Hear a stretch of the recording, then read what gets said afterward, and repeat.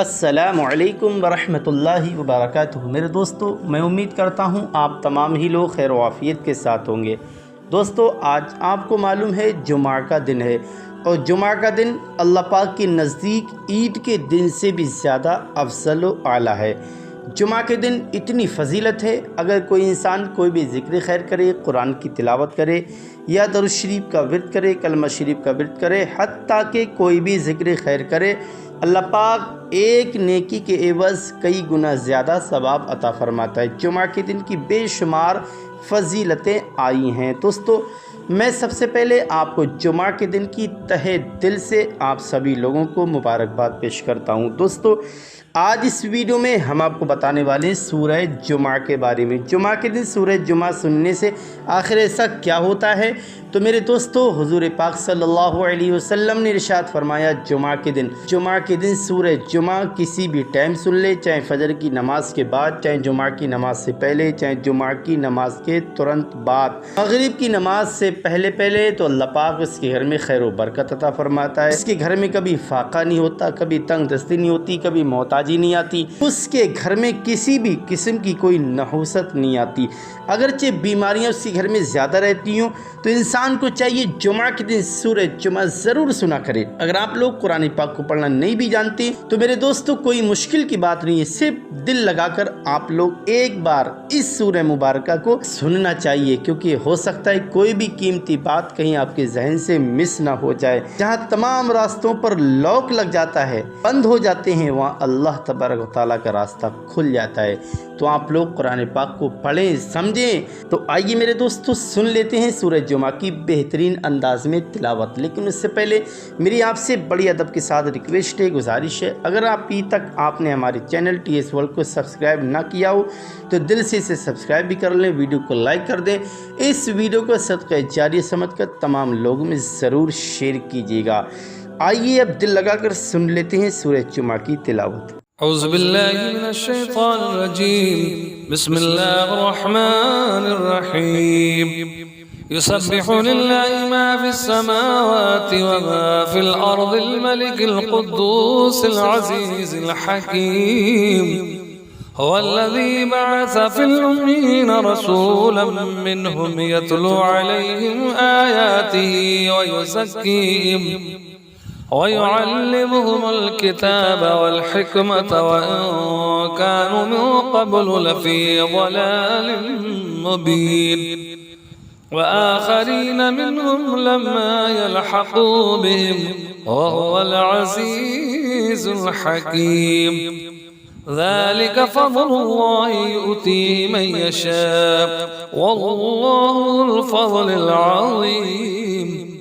مثل الذين حملوا التوراة ثم لم يحملوها كمثل الحمار يحمل أسفارا بئس مثل القوم الذين كذبوا بآيات الله والله لا يهدي القوم الظالمين.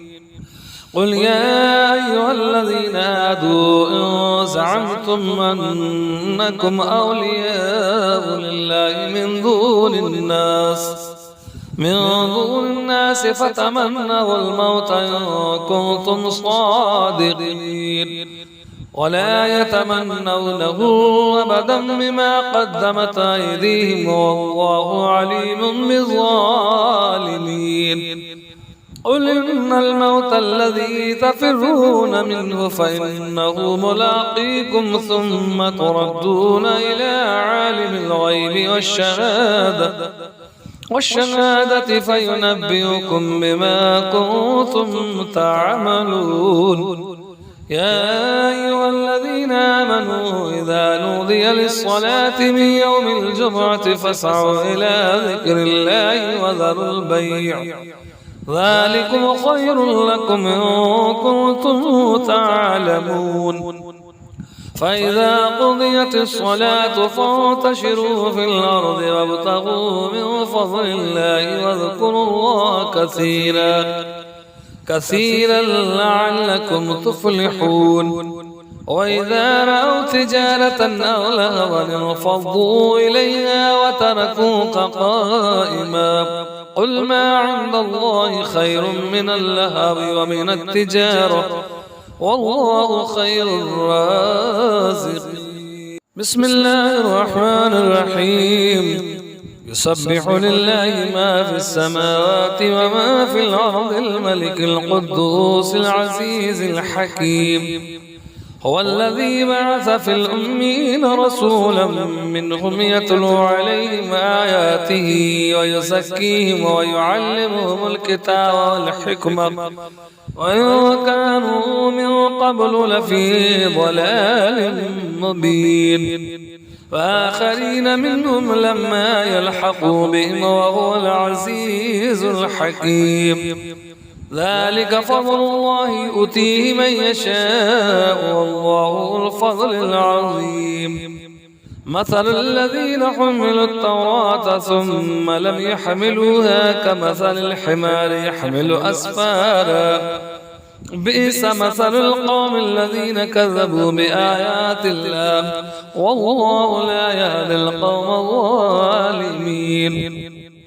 قل يا أيها الذين هادوا إن زعمتم أنكم أولياء لله من دون الناس فتمنوا